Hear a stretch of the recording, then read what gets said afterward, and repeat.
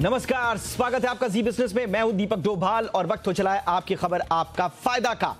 आज एक स्पेशल मुद्दे पर बात करेंगे जिसने काफी सरगर्मियां पैदा की हुई हैं सरकार से लेकर और क्रिएटिव फील्ड के लोगों के बीच में। सरकार ने सोशल मीडिया और ओटीटी प्लेटफॉर्म पर डिजिटल स्ट्राइक कर दी है। ये कहा जा रहा था कि ये प्लेटफॉर्म बेलगाम हो रहे हैं और इसलिए इनके लिए सख्तियां जरूरी हैं। सरकार ने इस दलील के पक्ष में अपनी बात रखी कि सोशल मीडिया वाकई में बेलगाम हो रहा है, सरकार का यह मानना है, इसलिए इस पर सख्ती के लिए कुछ गाइडलाइंस की आवश्यकता है ताकि सोशल मीडिया पर फेक न्यूज और ट्रोलिंग को न सिर्फ रोका जा सके बल्कि वेब सीरीज के नाम पर जो आरोप लग रहे हैं कि वेब सीरीज के नाम पर अश्लीलता परोसी जा रही है, ओटीटी कंटेंट रेगुलेटेड नहीं है, इसके लिए एक गाइडलाइंस की आवश्यकता थी। अब सरकार ये कह रही है कि इसमें आज़ादी यानी कि अभिव्यक्ति की आज़ादी कहीं भी प्रभावित नहीं हो रही है और अभिव्यक्ति की आज़ादी, मीडिया की आज़ादी लोकतंत्र की आत्मा है, लेकिन उस आज़ादी के लिए एक रिस्पॉन्सिबिलिटी भी होनी आवश्यक है जिसके लिए हम ये गाइडलाइंस लेकर आए हैं ताकि एक दिशा सही मिल सके। अब सवाल ये है, जो सरकार की इन गाइडलाइंस का विरोध कर रहे हैं वो सीधा सीधा ये कह रहे हैं कि ये अभिव्यक्ति की आज़ादी और क्रिएटिव फ्रीडम पर कुठाराघात है। तो कुल मिलाकर आरोप प्रत्यारोप दोनों तरफ से हो रहे हैं। सवाल यह है कि गाइडलाइंस आने के बाद क्या कुछ बदल जाएगा, आप पर कितना असर होगा, वेब सीरीज बनाने वालों को क्या वाकई में अब कम आज़ादी के साथ काम करना पड़ेगा, उनकी आज़ादी कितनी खतरे में आई है और कितनी नहीं, इन तमाम मुद्दों पर करेंगे बात। पहले रिपोर्ट देख लीजिए। बहुत खास मेहमान आज के शो में हमारे साथ हैं, करेंगे चर्चा। पहले रिपोर्ट।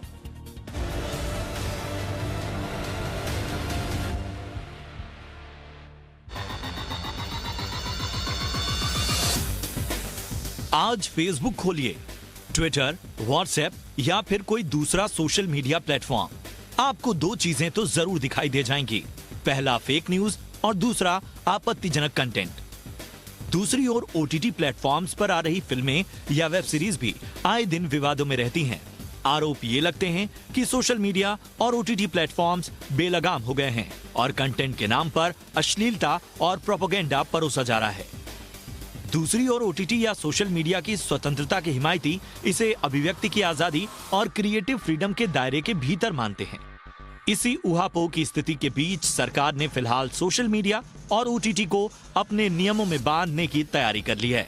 इसके लिए सरकार की ओर से बाकायदा गाइडलाइंस जारी कर दी गई हैं। सोशल मीडिया की बात करें तो नई गाइडलाइंस के मुताबिक सोशल मीडिया प्लेटफॉर्म शिकायतों के निपटारे से बच नहीं सकते हैं। उन्हें 14 दिनों के अंदर शिकायतों का निपटारा करना होगा और इसके लिए बाकायदा एक अधिकारी भी नियुक्त करना होगा। वहीं न्यूडिटी और महिलाओं के प्रति आपत्तिजनक पोस्ट को 24 घंटे के अंदर हटाना होगा। साथ ही उन्हें यह भी बताना होगा कि किसने उसे सबसे पहले पोस्ट या ट्वीट किया था। इतना ही नहीं, गाइडलाइंस में साफ कहा गया है कि सोशल मीडिया प्लेटफॉर्म को हर महीने कितनी शिकायतों का निपटारा हुआ, इसकी रिपोर्ट भी देनी होगी। ट्वीट या पोस्ट को हटाने पर यूजर को कारण भी बताना होगा। सरकार का कहना है कि सोशल मीडिया प्लेटफॉर्म्स को भारत में कारोबार करने के लिए भारतीय कानूनों का पालन करना होगा।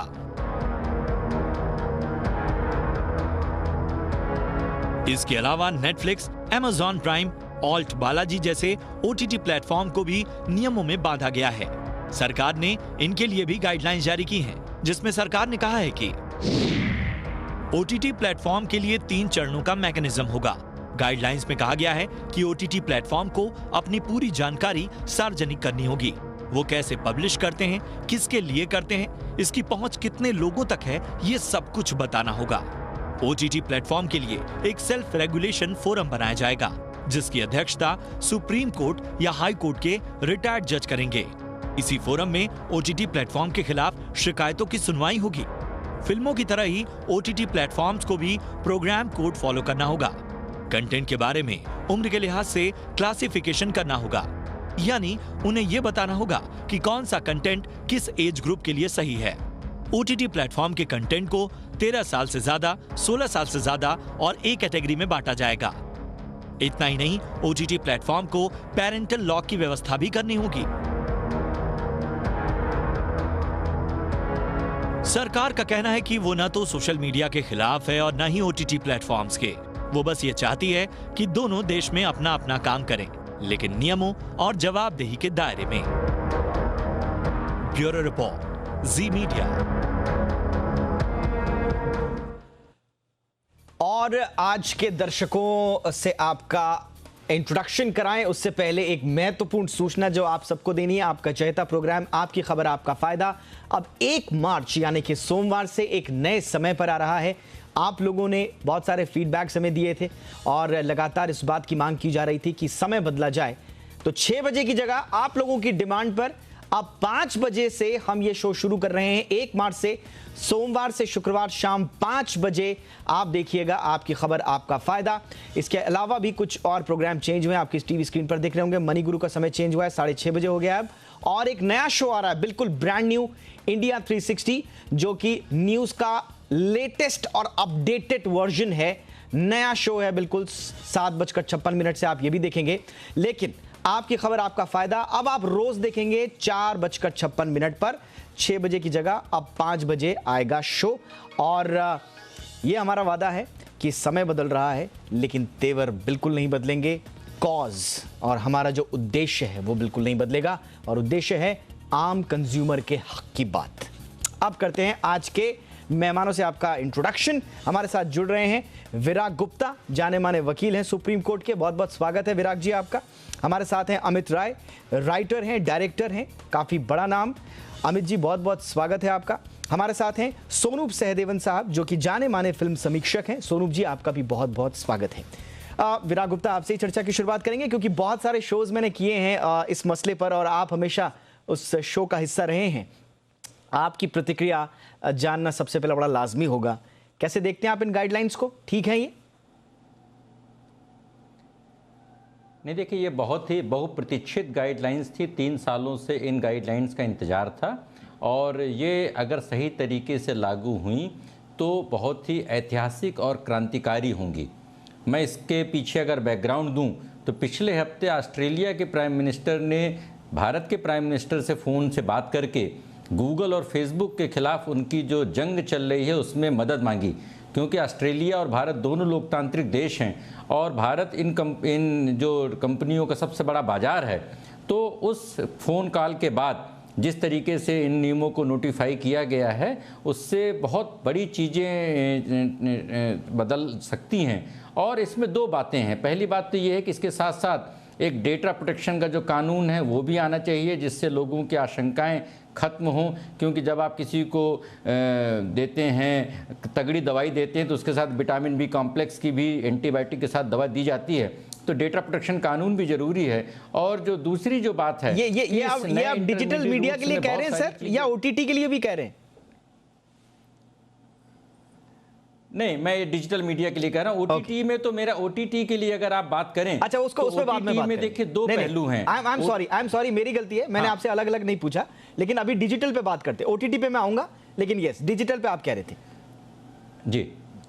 तो डिजिटल में देखिए 3 तरह के अधिकारी हैं, या डिजिटल हो या ओटीटी हो, कोई भी हो। सारे जो प्लेटफॉर्म हैं ये कानून की भाषा में इंटरमीडिएट हैं। इनको 3 तरह के अधिकारी भारत में नियुक्त करने पड़ेंगे: कंप्लायंस ऑफिसर, नोडल ऑफिसर और ग्रीवांस ऑफिसर। ये 3 अधिकारियों की नियुक्ति इतनी ऐतिहासिक होगी जैसे भारत में मैकाले के कानून ने भारत की कानूनी व्यवस्था को बदला था। तो ये 3 अधिकारियों का जो त्रिकोण है डिजिटल के पूरे अर्थशास्त्र को बदल जाएगा। इससे देश में बड़े पैमाने पर रोजगार सृजन होंगे, भारत की अर्थव्यवस्था को टैक्स मिलेगा, और जो कन्वेंशनल हमारे प्लेटफॉर्म्स हैं, कन्वेंशनल मीडिया है, छोटे लघु उद्योग हैं, परंपरागत मीडिया है, उन सभी को ताकत मिलेगी। देखिए, ऑस्ट्रेलिया के प्राइम मिनिस्टर की कॉल के बाद हिंदुस्तान के जो मीडिया संगठन है उन्होंने गूगल से 85% टैक्सेशन की मांग की। और जो लोग विरोध कर रहे हैं 2 बातों पे विरोध कर रहे हैं। पहला कह रहे हैं कि ये दमनकारी हो सकते हैं, और दूसरा कहते हैं कि वो ऐसे स्वतंत्रता बाधित क्यों हो। उन्हें ये बातें समझनी चाहिए कि संविधान के किसी भी प्रावधान का, कानून के किसी भी प्रावधान का दुरुपयोग हो सकता है। दुरुपयोग होने की आशंका से वो नियम नहीं लाए जाएं, यह बात ठीक नहीं है। क्योंकि संविधान निर्माताओं ने भी बोला था कि संविधान कैसे काम करेगा ये इस बात पर निर्भर है कि संविधान चलाने वाले लोग कैसे हैं। चलिए, इसलिए नियमों का विरोध इस बेसिस पे नहीं किया जाना चाहिए। किस बात का है दरअसल? हाँ, विरोध किस बात का है, आपत्ति किस बात पर है सरकार की इन गाइडलाइंस पे, इनको समझना भी आवश्यक है। क्योंकि दूसरा पक्ष अपनी आपत्तियां किस बेसिस पे दर्ज कर रहा है, इनको भी समझना है। फिलहाल हम आगे बढ़ते हैं। स्वरूप सहदेवन, आपके पास में आना चाहूंगा। जैसा कि विराग जी ने कहा कि इसके बहुत सारे फायदे हैं, मच अवेटेड है ये, और ये बहुत जल्दी पहले आ जाना चाहिए था। अभी और पीछे से एक संसद से पारित एक कानून भी होना चाहिए। अभी तो सिर्फ गाइडलाइंस हैं, अभी तो एक संसद से पारित कानून भी आगे आना चाहिए। आपकी इस पर क्या राय है? हाँ, देखिए दीपक जी, मैं फिल्म क्रिटिक और फिल्म जर्नलिस्ट हूं, तो मैं ओटीटी के रिगार्डिंग मैं आपको बता सकता हूं। श्योर। सबसे पहली बात तो बहुत कंफ्यूजन चल रहा है कि क्या ओटीटी में अब जो कंटेंट आएगा क्या उसको सेंसर किया जाएगा कि नहीं। तो जावड़ेकर साहब ने उनके स्पीच में कहीं पर भी सेंसरशिप का कोई बात नहीं किया है, जिसका मतलब है फिल्म मेकर जो कंटेंट बनाना चाहते हैं वो बना सकते हैं, लेकिन क्लासिफिकेशन जो है वो 5 तरीके से होगा। जो सेल्फ क्लासिफिकेशन होगा वो मैं आपको बता देता हूं। एक तो है यूनिवर्सल, दूसरा है UA7+, मतलब age group of 7 and above देख सकते हैं वो। तीसरा है UA13+, मतलब 13 एंड अबव देख सकते हैं। चौथा है UA16+, जो 16 एंड अबव देख सकते हैं। और पांचवा है अडल्ट। तो ये सेल्फ क्लासिफिकेशन का बात हो रहा है, और यहां पर कहीं पर भी सेंसरशिप का बात नहीं हो रहा है। कोई ऐसा आपके कंटेंट पे बैठ के सोनू, मुझे बताइए, ये एडिट नहीं करेगा या काटने की बात नहीं करेगा। आई मे बी रॉन्ग, बट मैंने तो ओटीटी पे जितनी भी फिल्म्स जो मेरी नजर में आई हैं, हाँ, उनमें मैंने ये पहले से देखा है। क्या अब तक नहीं था ये? हाँ, क्या देखा है सर? डिक्लेरेशन देखा है कि एज ग्रुप क्या है, इसमें न्यूडिटी होगी, वायलेंस होगा या नहीं होगा। नहीं, करेक्ट। आप स्पेसिफिक एप्स की अगर बात करें तो स्पेसिफिकली नेटफ्लिक्स पे ये दिखाया जाता है कि अच्छा, क्या क्या आप एक्सपेक्ट कर सकते हो। न्यूडिटी हो, प्रोफेनिटी हो, अब्यूज हो, ड्रग सब्सटेंस अब्यूज हो, या फिर कोई और चीज हो। ये हर ऐप पर नहीं होता है। किसी ऐप पर क्लासिफिकेशन होता है, किसी ऐप पर क्लासिफिकेशन नहीं होता है। अब मैं आपको बताता हूं, एक फिल्म मेकर का फ्रीडम मेरे हिसाब से इससे कर्ब नहीं होता है, इससे इन्फ्रिंज नहीं होता है। बट यहां पर प्रॉब्लम क्या मैं आपको बताता हूं। क्लासिफिकेशन की जहां तक बात आती है, अभी समझो राजश्री प्रोडक्शंस कोई फिल्म बनाता है तो वो ऑब्वियसली यूनिवर्सल होगा क्योंकि फैमिली ओरिएंटेड है। लेकिन अगर समझो आज के तारीख में आप ओटीटी पे कोई भी फिल्म देख लो या वेब सीरीज देख लो, गाली गलौज तो होता ही होता है, किसिंग सीन्स भी होता ही होता है, बहुत नॉर्मल हो चुका है। अब प्रॉब्लम यह है कि कितना किसिंग सीन्स अगर आप डालोगे एक मूवी में या वेब सीरीज में, on what basis will you rate it as A, on what basis will you rate it as 16+? मतलब क्या वो लक्ष्मण रेखा होगा? कितना नंबर ऑफ किसिंग सीन्स होगा? कितना अब्यूजर्स के बेसिस पे आप बोलोगे कि ये ए रेटेड कंटेंट है या ये 16+ कंटेंट है? तो वो सेल्फ क्लासिफिकेशन एक हेडेक होगा इन डिसाइडिंग कि ये किस तरफ मुड़ना चाहिए। अच्छा, आप कह रहे हैं वो एक हेडेक है। अदरवाइज आप कह रहे हैं कि बिल्कुल आप कह रहे हैं कि सरकार के लिए खुद एक चुनौती होगी ये तय करने में कि दायरा आखिर क्या हो, इस सख्ती का दायरा क्या हो। ये खुद कंफ्यूजन में स्थिति में सरकार आएगी। मैं फटाफट से एक राय ले लेता हूं। अमित राय, आपकी राय इस पर क्या है? सर, मैं आ रहा हूं सोनू आपके पास। अमित जी के पास चल देते हैं फटाफट से। अमित जी, आपकी राय। होता ये है कि हम लोग आनंद फानंद में कुछ भी डिक्लेयर जब करते हैं, जैसे शिव जी ने भस्मासुर को यह वरदान दे दिया कि भाई जाओ अब तुम जो करना है करो, और फिर बाद में सब एक देवतागण एक तरफ बैठते हैं और बात करते हैं, यार इसको कर्व कैसे करेंगे, कंट्रोल कैसे करेंगे। It's not easy. It's now at present it is at very nascent stage. हम डिसाइड नहीं कर सकते कि किसको आप ए में बोलेंगे, किसको आप यूए में कहेंगे, किसको यू कहेंगे आप, क्योंकि आप कह तो रहे हैं कि हाँ ये इस क्लासिफिकेशन में आएगा। अब मैं सोच रहा हूँ कि जो राइटर है जो लिख रहा होगा, अगर उस पर ये पहले से अंकुश लगा होगा कि भाई तुम यही लिखना कि बाथरूम में नहाने का सीक्वेंस है लेकिन नहाने का कोई सीन नहीं होगा, मतलब हीरोइन अंदर जाएगी दरवाजा बंद हो जाए, तो फिर वो यूए में आ जाएगा ताकि हम लोग को कंटेंट दिखा सकें और वो यूनिवर्सल हो जाए। प्रॉब्लम ये है कि ये डिसाइड कौन करेगा कि कितने हद तक जाकर वो एडल्ट कंटेंट होगा। अगर एक ही किस सीक्वेंस होगा तो वो एडल्ट होगा क्या, और अगर वो किस सीक्वेंस चीक पे ना हो के लिप पर हो, लिप पे ना हो के हेड पर हो या गले पर हो, तो उसको कौन डिसाइड करेगा। दूसरी बात ये भी है कि हम लोग ये ओटीटी और इसके लिए अब जब अगर जागे भी हैं, हम जागे बहुत लेट हैं एक्चुअली। जब मुझे लगता है ये तांडव के प्रकरण के बाद हुआ है कि जब हमें लगने लगा कि यार कोई कुछ भी बनाएगा फिर वो धर्म के विरुद्ध होगा, वो राष्ट्र के विरुद्ध होगा, किसी की भावना के विरुद्ध होगा, फिर एक समुदाय खड़ा हो जाएगा, हम किसको कंट्रोल करेंगे। फिर पॉलिटिक्स आता है, फिर राजनीति आती है, सब आता है इसमें। लेकिन मुझे तकलीफ उस आदमी की नजर आती है जो ये बनाएगा, मतलब जो पैसे डालेगा, जो राइटर को लेगा, राइटर लिखेगा, डायरेक्टर बनाएगा, क्रू आएगा, पूरी की पूरी एक वेब सीरीज तैयार होगी 10 एपिसोड की, और वो जाने के पहले होगा कि यार ये नहीं डाल सकते इसमें। मैं समझ गया। अमित, मैं आपकी बात लेकर विराग जी के पास जा रहा हूं। अमित की बात जो विराग जी मुझे समझ में आ रही है, बिल्कुल सही बात है।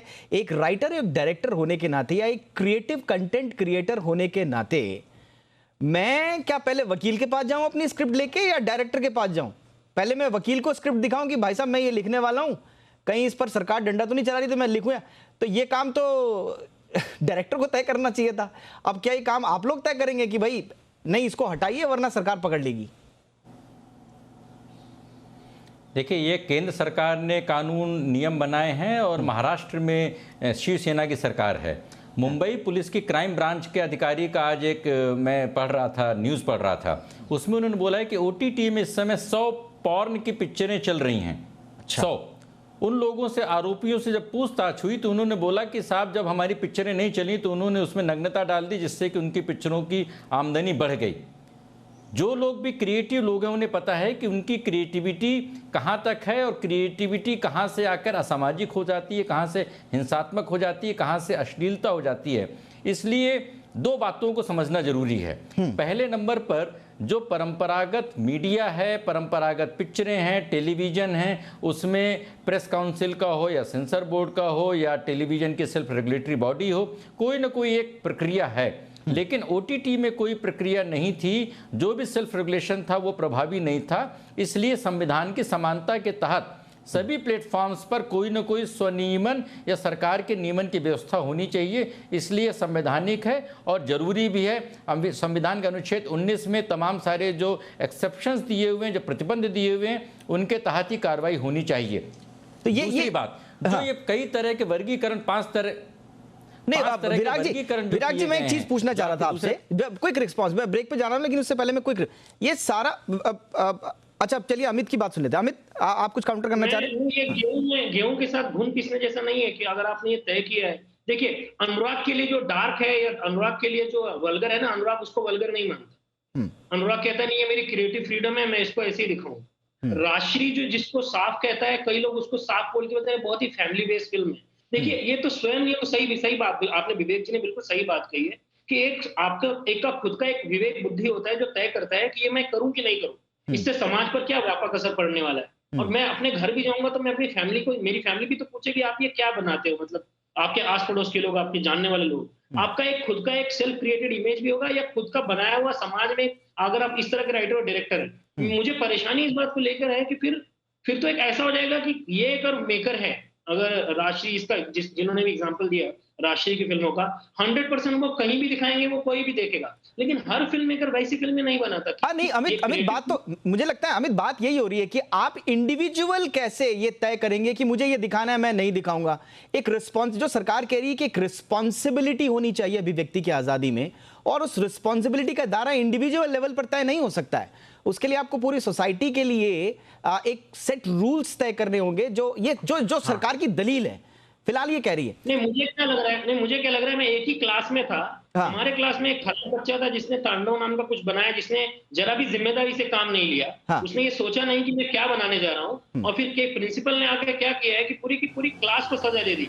अमित ये कह रहे हैं कि वही जो क्लास के मॉनिटर का उन्होंने हवाला दिया कि एक बच्चे की गलती की सजा पूरे क्लास को देना, क्या ये सही है? नहीं, ये सही नहीं है एक्चुअली। मैं सहमत हूँ। तांडव में जो तांडव मचाया था वो बहुत ही एक needless kind of an issue था जिसको अवॉइड किया जा सकता था। और यहाँ पर मतलब जो भी अमेजॉन प्राइम के हेड है उनका रिस्पॉन्सिबिलिटी बनता है कि यार आप कंटेंट को देखिए। और जब भी रिलीजन की बात आती है, मैं ये बात कहना चाहता हूँ, ये सिर्फ इंडिया स्पेसिफिक नहीं है, ये ऑल ओवर द वर्ल्ड होता है।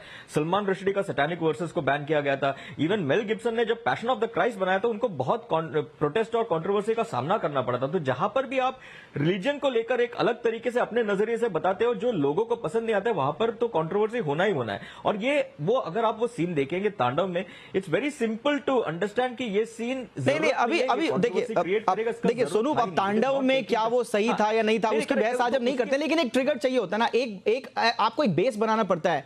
आपके पास रूल्स ही नहीं है आज तक, तो एक मौका जरूर दिया तांडव के केस ने और इस तरह के बहुत सारे केसेस ने। लेकिन अगर अब गवर्नमेंट रूल लेकर आई है तो उसमें फिर आपत्ति क्या? विराग जी को फटाफट से मैं रिएक्शन दूंगा। हाँ विराग जी, विराग जी नहीं मैं आ रहा हूँ, मैं आ रहा हूँ सोनू आपके पास। दीपक जी, विराग जी, हाँ दीपक जी, मैं स्कूल की क्लास की ही तुलना करूं। हाँ। एक स्कूल में दो तरह की क्लास हो, एक क्लास में मॉनिटर भी हो, क्लास टीचर भी हो, उसके लिए गार्ड भी हो, पनिशमेंट भी हो, रिस्ट्रिक्शन भी हो, और दूसरी क्लास में खुला खेल मुरादाबादी हो। लोग चाहें तो वहाँ पर पोर्नोग्राफी देखें, लोग चाहें तो वहाँ पर खेल कूद करें, पढ़ें या नहीं पढ़ें, कुछ भी नहीं करें। तो ये दो तरह का सिस्टम, दोहरा सिस्टम संविधान के समानता के खिलाफ है। अभी जो नए नियम आए हैं उन नए नियमों से दो तरह की व्यवस्था होगी। पहले नंबर पर नियमन की व्यवस्था होगी, दूसरे नंबर पर कानूनी जवाबदेही तय होगी। जो इंटरमीडिएट कंपनियों के प्रकाशक हैं या जो भी उसका रिस्पॉन्सिबल पर्सन है। लेकिन विराट जी, मैं स्टेटमेंट पढ़ रहा था रविशंकर प्रसाद जी का।